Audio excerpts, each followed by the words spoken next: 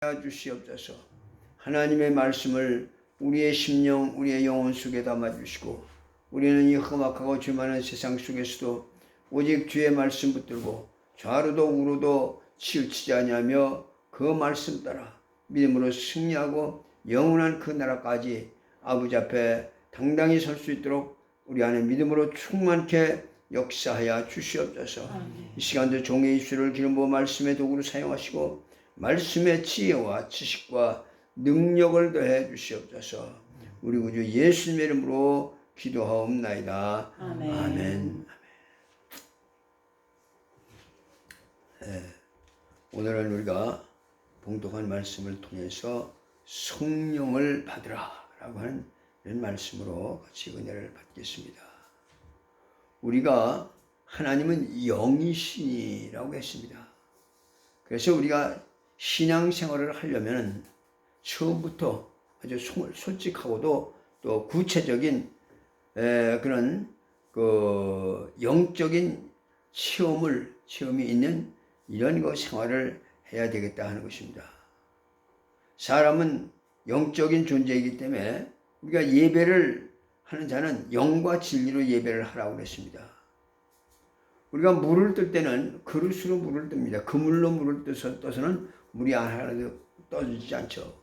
그러나 고기를 잡을 때는 그물로 고기를 잡아 올려야 물은 다 빠지고 고기를 잡을 수 있는 것과 같이 하나님은 영이시기 때문에 영은 눈에 보이지 아니하고 손에 만질 수도 없습니다. 그러므로 우리가 이 육체로서가 아니라 영으로서 하나님을 모셔달라라고 이렇게 하는 것입니다.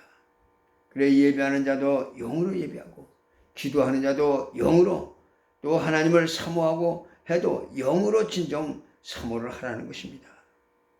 하나님이 영이시기에 그를 영으로 모셔달라라고 하는 것입니다.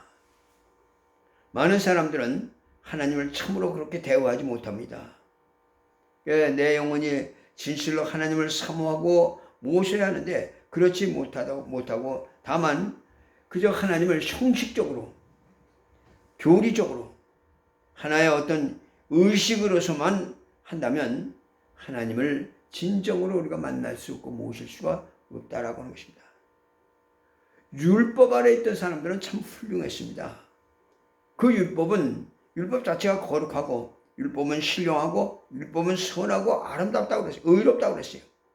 그렇지만 율법 그 자체로서는 영적 생활을 할 수가 없다는 것입니다. 그러니까 이는 오직 육체의 예법만 됐다고 히브리서 10장에 그렇게 말하고 있어요. 하나의 육체의 예법만 되었다. 그러니까 이는 오직 육체의 예법만 되었을 뿐이고 오직 영적으로 하나님을 모셔달라 하는 것입니다. 그래야 우리 기독교인들의 신앙생활은 영적 생활이다. 요한복음 4장 24절에 그랬죠. 하나님은 영이시니 예배하는 이가 영과 진리로 예배할지니라 라고 이렇게 말했습니다.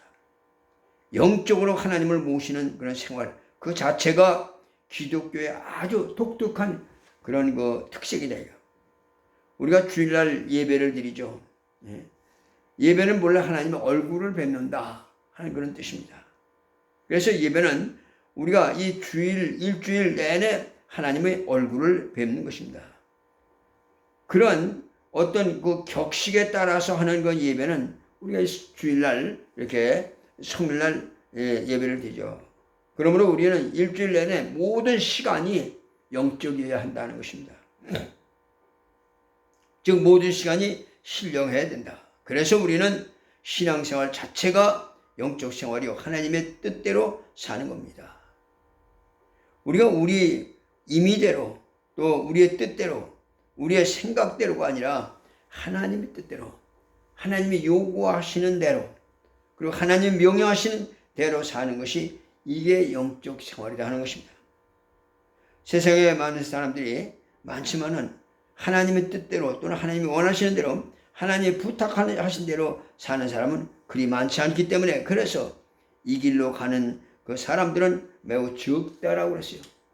마태복음 7장 14절에도 그랬습니다. 생명으로 인도하는 문은 좁고 길이 협잡하여 찾는 이가 적음이니라 라고 이렇게 말했던 것입니다. 그러므로 우린 참으로 영적 생활을 우리의 영혼을 위해서 해야 된다는 것입니다. 우리가 앞으로 우리가 수십 년을 더 살고 싶고 또 100살까지도 우리가 살고 싶지만은 그러나 어느 날 하나님께서 갑자기 우리 모든 나라를 정지시키고 당장 거기서 나와라 라고 명하신다면 우리 영혼은 우리 육체로부터 순간에 빠져나가게 될 것이고 사람들은 이 시체가 된 이 육체를 갖다가 묻어버리든지 아니면 뭐 화장을 하든지 이렇게 할 것이다. 우리 하나님이 어느 순간에 정말 너 더 이상 머물지 말냐고 거기서 나오라고 이렇게 중단시키실지 우리는 알 수가 없는 것입니다. 그때까지만 우리는 하나님을 섬길 수가 있는 것이죠. 육체가 있는 동안만 우리가 하나님을 섬길 수가 있는 것입니다. 항상 열매를 맺는 것이 아니라 열매를 맺는 것도 계절이 있고 씨를 뿌리는 것도 계절이 있듯이 바로 생산하는 것도 생산을 하더라도 때가 있는 것이고 기회를 놓치면 다시는 기회가 오지 않는다는 것입니다. 그러니까 우리가 육체가 숨을 쉬고 영혼이 육체 안에 머물러 있는 동안 그동안만 우리가 하나님께 열심을 다해서 더 사모하고 더 마음으로 나아갈 수가 있는 것입니다. 그러니 육체로부터 그 영혼이 이제 떠난다면 다시는 그런 기회가 돌아오지 않죠. 우리 하나님은 영이시니 너는 하나님을 영으로 대접을 하라. 하나님께서는 영이신데 마치 우상 숭배하는 자들과 같이 우상 앞에 재물을 차려놓고 마음은 그저 상관없이 사과 깎아놓고 배 깎아놓고 무슨 밤 깎아놓고 이렇게 해놓고 재물만 여러 가지 격식대로 해놓고 그 재물 앞에 절하는 것, 이것은 우상 앞에 하는 것이다. 그러나 우리 하나님은 이런 것들이 없다 할지라도 정말 영으로 하나님을 모셔주고 영으로 하나님을 이해해 주시기를 원하시는 것이다. 우리는 구약성경에 보면 아가서에 정말 아름다움이 무엇이냐는 것을 표현하고 있습니다. 과거에는 아주 얼굴이 특별하게 뛰어난 예쁜 사람을 미인이라고 이렇게 세웠습니다. 그러나 점점 이제 미스 코리아나 이런 데 보면은 얼굴이 아주 특별하게 예쁜 사람을 택하는 것이 아니라 아름다운 사람을 택한다는 것입니다. 그 아름다움이라는 게 뭐냐? 여러 가지 구색을 갖춘 이런 사람을 말한다 이게요. 인격이라든가 재능이라든가 품이라든가 여러 가지 품위까지도 다 구색을 갖춘 사람을 말한다 이게요. 그래서 이 아가서의 표현에 보면은 뭐라고 해요? 새끼를 잉태한 양이 아름답다고 그랬고 젖을 짜는 양이 아름답다 이렇게 표현하십니다. 그러니까 어린 새끼는 젖을 낼 수가 없습니다. 어린 새끼는 또 새끼가 낳을 수도 없다 이거. 새끼는 털도 깎지 못합니다. 그러나 양이 커야 비로소 젖을 내므로써 주인에게 음료수를 마실 수 있는 영양 보충을 할 수 있게도 하고 양이 커야 비로소 새끼를 잉태해서 낳아주고 주인의 재산을 증식시켜 줄 수도 있고 양이 커야 또 비로소 털도 깎아 주인의 옷도 만들어 주시고 마침내 양이 그리고 죽을 때는 고기를 주인에게 먹여주고 그리고 가죽을 남겨 주인이 깔고 덮고 이렇게 만들어 주기도 한다. 그래서 양이 제 몫을 다할 때, 제 구실을 다할 때 비로소 이를 아름답다고 이렇게 말하는 것이다. 아가서에는 그 양이 제 구실을 다할 때 아름다움을 설명하고 있는 것입니다. 그저 너무 연약해가지고서 제 구실도 못하고 있는 것을 말하는 것이 아니라 이게 정말 양이 참 정상적으로 커가지고서 제 구실을 하고 새끼도 낳고 털도 깎고 젖도 내고 고기도 내고 마침내 가죽도 내놓고 이렇게 해서 한 가지도 버릴 것이 없이 그렇게 하고 갑니다. 이렇게 제구실을 다하는 것을 이게 아름다움이다 하는 것입니다. 우리 하나님이 우리에게 요구하시는 그 아름다움이 무엇이냐? 그러니까 제구실을 다하라는 것입니다. 그래서 우리 예수님도 한 달란트 받은 자에게 주님은 책망을 하셨습니다. 왜냐하면 그것을 하루 저녁이라도 하룻밤이라도 은행에다 두었다면 거기에 이자가 붙지 않겠느냐 이거야. 그러나 너는 그것을 자리에다 싸가지고서 갖다 저 돌토막에 텀박에 돌짝에 밑에 두었다가 그러고 가져왔으니 너는 참 악하다라고 그랬어요. 그가 본전을 먹어버린 것은 아닙니다. 그런데도 악하다. 너는 게으르다. 내게서 떠나라. 너는 무익하다. 이렇게 말씀을 했습니다. 우리 예수님께서는 그 제자들에게 말했습니다. 마태복음 10장 38절에 또 자기 십자가를 지고 나를 따르지 아니하는 자도 내게 합당치 아니하니라. 그렇지 않으면 나와 합당치 아니하다. 혼인잔치에 다 들어왔다고 해서 모두가 참석하는 것이 아니라 예복을 입지 아니하는 사람은 내쫓긴 것처럼 바로 우리가 주님 앞에 와 있다고 해서 다 주님께 합당한 사람이 아니라 정말 십자가를 지고 오지 않으면 안 된다라고 이렇게 말하는 것입니다. 내가 죽어야 할 것은 내가 죽고 내가 짊어져야 할 것은 내가 짊어지라는 것입니다. 십자가를 지면 물론 여러 가지 고통스럽고 수치스럽고 억울하고 정말로 괴롭지만은 그러나 자기 몫을 자기가 다 감당하고 오는 자만이 나와 합당한 자요. 그렇지 않으면 나와 합당치가 아니하다라고 그랬습니다. 하나님은 영이시니 너는 영으로 하나님을 좀 대하라 하는 것입니다. 그가 하늘을 지으셨고 땅을 지으셨고 하늘에 보호자가 있는데 보호자에는 부활하신 예수님이 올라가 계시고 땅에는 땅의 성소에는 곧 성령이 오셔서 이제 그 안에 거하시는 것이다. 곧 예수 그리스도께서 아버지 품에서 나오셔서 십자가에 죽으시고 부활하심으로 하늘에 가셨고 성령도 아버지에게서 나오셔서 우리 속에 들어오셨다 이거예요. 그래서 성경은 말하기를 너의 몸이 하나님의 성전인 것을 너희가 알지 못하느냐. 그래 누구든지 하나님의 성전을 더럽히면 하나님이 이 사람을 멸하시라고 고린도전서 3장 17절에 말했어요. 그래서 예수께서 부활하신 날 오후에 제자들이 있는 곳에 나타나셔서 첫 마디가 성령을 받으라 라고 이렇게 말씀을 하셨다 이거예요. 요한복음 20장 22절에 보면 이 말씀을 하시고 그들을 향하여 숨을 내쉬며 이르시되 성령을 받으라. 왜냐하면 오늘 본문 말씀에도 요한복음 7장 38절 39절에 나를 믿는 자는 그 성령의 이름과 같이 그 배에서 성령이 생수의 강이 흘러나리니 이는 곧 그를 믿는 자들이 받을 성령을 가리켜 말씀하신 것이라고 이렇게 말했습니다. 예수 믿는 자가 성령을 받을 것이다. 생수의 강이 막 흘러나듯이 그렇게 충만한 성령을 받을 것이라고 이렇게 말씀을 하신 것입니다. 그가 정말 예수님의 제자들이 예수님의 십자가의 죽으심에 대해서 얼마나 그 예수님의 제자들이 그 당시에 충격을 받았겠어요. 그런데다가 자기 동료 가룟 유다가 하나가 가서 자살을 했죠. 이 자살하는 데 대해서도 얼마나 충격이 많았겠느냐. 그래 제자들은 지금 두려움 때문에 문을 꽁꽁 잘 걸어 잠그고 지금 그렇게 두려움 때문에 떨고 있는데 그런데 그 가운데 지금 예수님께서 나타나셔서 너희들이 얼마나 충격을 받았느냐 라고 이렇게 위로하시는 위로의 말씀을 주신 것이 아니라 너에게 평강이 있을지어다 이렇게 말씀하셨다. 뭘 말하는 겁니까? 바로 성령을 받으라 말씀하신 것입니다. 그러니까 성령을 받지 않으면 주님과 다시는 대화할 수 있는 그런 자격도 없고 권리도 없다 이거예요. 주님은 부활하셔서 제자들에게 첫 말씀이 성령을 받으라고 하셨는데 내가 이제 가서 성령을 너에게 보내야 할 텐데 성령을 받으면 너희가 권능을 받을 것이고 비로소 너희가 나의 증인이 되리라. 비로소 너희는 성도가 된다. 바로 이 말입니다. 우리는 예수께서 이렇게 철저하게 우리에게 분부하신 것을 좀 기억하라는 것이죠.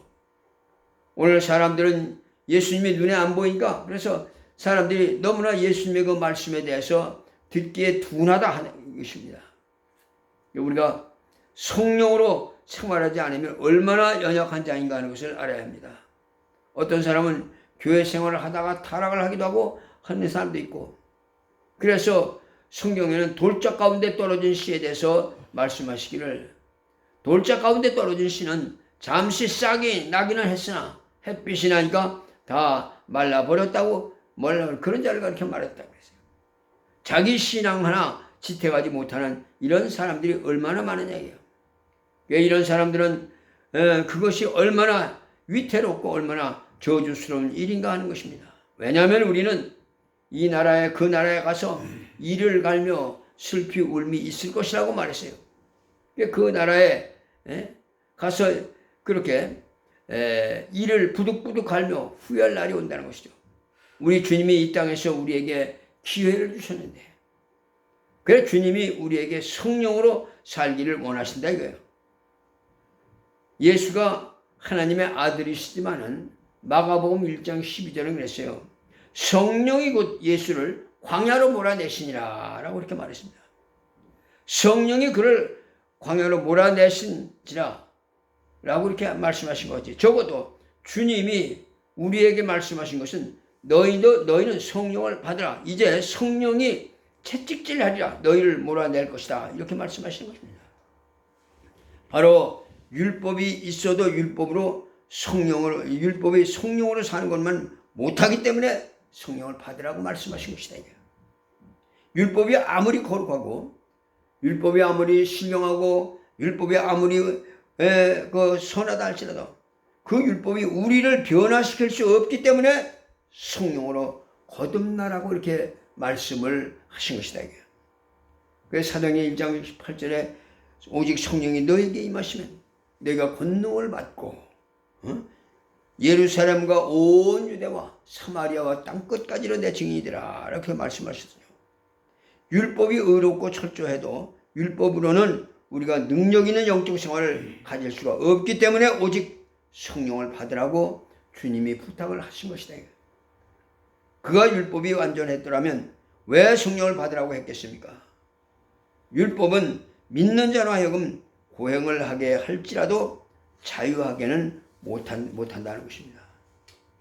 율법은 결코 하나님의 뜻을 완성할 수가 없습니다. 그래서 율법은 예수께서 다 예수님이 완성을 해주시고 우리에게는 성령을 받으라고 부탁을 하신 것이다. 성령을 받는 것이 하나님의 뜻대로 하는 일이다 하는 것입니다.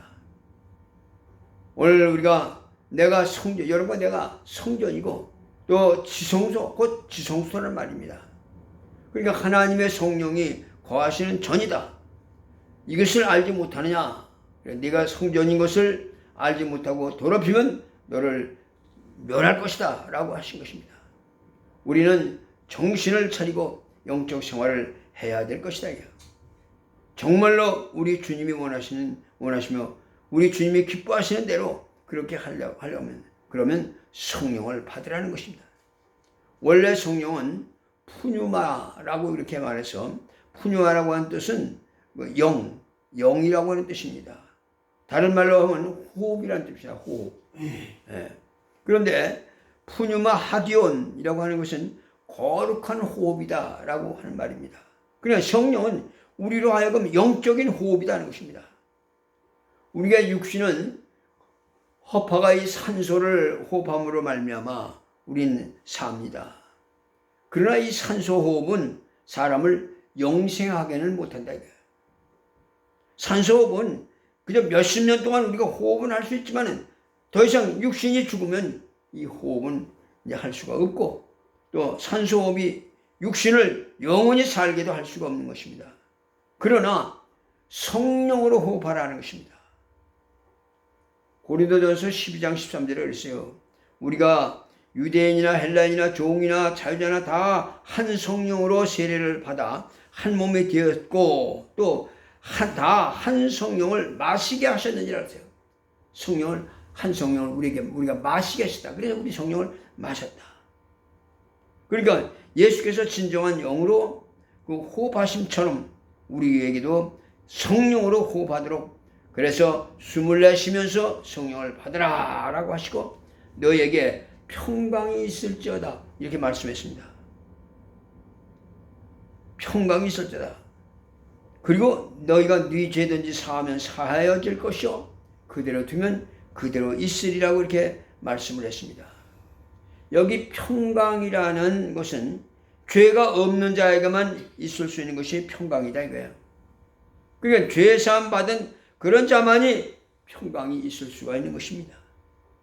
어떤 중풍병자가 주님께 왔어요. 왔을 때 우리 주님께서 뭐라 했어요? 안심하라, 네 죄 사함 받았느니라 라고 말씀을 하시고 침상을 들고 걸어가라 하셨던 것처럼 죄 사함 받은 자들만이 정말로 이 평강을 얻을 수가 있습니다. 그럼 그렇지 않으면 불안하고 하다 이거예요. 마태복음 10장 12절 11절에 그런 말씀이세요. 제자들에게 말씀하시기를 너희가 어떤 집으로 들어가든지 그 집에 들어가면서 평안하기를 빌라. 그 집이 이에 합당하면 너희 빈 평안이 거기 임할 것이요. 만일 합당치 않으면 그 평안이 너희에게로 돌아오리라. 이렇게 성경은 말하고 있습니다. 바로 안심하고 하나님이 우리에게 주시는 그 평안이 있도록 그들에게 전하라는 것입니다. 그러니까 성령 충만하지 못한 까닭이 뭐냐? 성령 충만하지 못한 까닭은 평강이 없어서 그렇다 이거야. 다시 말하면 정말로 죄 사함 받았다고는 이런 평안이 없기 때문에 그래서 성령 충만을 받지 못하고 있다. 우리가 병자를 위해서 안수를 하더라도 긴장을 하고 있는 이런 사람에게는 안수를 아무리 해도 거기에 능력이 나타나지 않습니다. 그래서 먼저 마음을 안심시키고 다 주님께 맡기세요. 그리고 편안하세요. 평안을 가지세요. 이 평안을 가지라고 이렇게 합니다. 그래 이 평안을 가지는 순간에 병이 딱 떠나기도 하고 또 귀신이 떠나기도 하고 이런 역사입니다. 모든 귀신은 그 긴장 속에 두려움 속에 매달려 있는 것이다. 이게. 불안하고. 그래 요한일서 4장 18절에 그랬어요. 사랑 안에 두려움이 없고 온전한 사랑의 두려움을 내쫓나니 두려움에는 형벌이 있습니다. 두려워하는 자는 사랑 안에서 온전히 이루지 못하였느니라. 뭔가 불안하고 뭔가 두렵고 한 이것은 절대로 성령을 받을 수가 없습니다. 사도행전 3장 19절에 있어요. 그러므로 너희가 회개하고 돌이켜 너희 죄 없이 함을 받으라. 이같이 하면 새롭게 되는 날이 주 앞으로부터 이룰 것이다 라고 이렇게 말했습니다. 그게 먼저 회개하고 회개의 그런 용서받은 그런 기쁨과 감격이 있을 때 성령 임하시는 것입니다. 사도행전 2장 38절에도 베드로가 이르되 너희가 회개하여 각각 예수 그리스도의 이름으로 세례를 받고 죄사함을 받으라. 그리하면 성령을 선물로 받으리라 라고 이렇게 말했습니다. 죄 없이 함을 받을 때 죄사함을 받았을 때 비로소 평안이 있고 평안이 있는 자에게 성령과 그 능력도 함께 역사하는 것입니다. 정말 우리가 병든 자에게도 이걸 반복해서 말하나 그러나 사람들이 보통 때는 그냥 그 말씀을 다 망각해버린다 이거야. 이건 바로 신앙생활을 잘하는 것이 아니다 이거야. 요한복음 3장 5절에도 예수께서 대답하시되 진실로 진실로 내게 이르노니 사람이 물과 성령으로 나지 아니하면 하나님 나라에 들어갈 수 없느니라 라고 말씀하신 것처럼 성령으로 거듭나야만이 정말 하나님을 배울 수가 있다는 것입니다. 그렇기 때문에 율법은 사람을 거듭나게 못하지만은 성령으로만 거듭날 수가 있는 것이다. 우리가 성령으로 거듭날 때 이 우리 안에 영적인 배가가 일어나는 것입니다. 영적 배가를 성령으로 하지 아니하고서는 영적 배가를 기다릴 수가 없다. 예수께서 우리 위해서 십자가에서 피 흘려 주심으로 그 히브리서 12장 4절에 했어요. 너희가 죄와 싸우되 아직 피 흘리기까지는 대항하지 아니하고 라고 그랬습니다. 진정 우리가 마음의 평안을 얻지 못해서 자기가 방황하고 그리고 오늘날 예수 믿는다고 하면서도 평안이 없기 때문에 방황하는 이런 사람들이 얼마나 많으냐는 것입니다.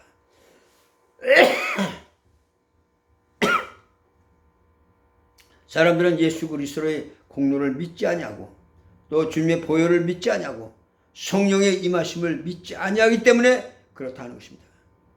만일 그가 정말 주님의 공로를 믿었더라면 그런 죄에서 자유함을 얻게 될 것이라는 것입니다.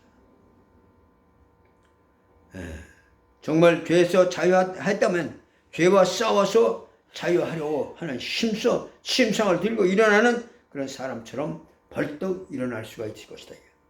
정말 그에게 평안이 오도록 사모하고 성령을 받았을 것이다. 그러나 그냥 감나무에서 그냥 감 떨어지듯이 그렇게 기다리는 이런 사람처럼 자기 책임을 다하지 아니까 그렇다. 우리는 정말 성령으로 신앙생활을 해야 된다는 것입니다. 성령으로 하는 사람만이 이 세상에 어떤 혼란과 어떤 핍박과 어떤 고난이 와도 능히 이길 수가 있는 것입니다. 연한 순같이 신앙생활을 그저 겨우겨우 하다가 어떤 환경이 조금 바뀌어도 신앙이 확 그냥 떠나버리고 이런 연약하고 불쌍한 또 별 소망이 없고 가치가 없는 이런 사람들이서는 아니 된다는 것입니다. 히브리서 11장 38절엔 이런 사람은 세상이 감당치 못하느니라 라고 이렇게 말하는데 어떤 사람이냐? 그들은 광야와 산과 동굴과 토굴에서 유리하는 자들이라고 했어요.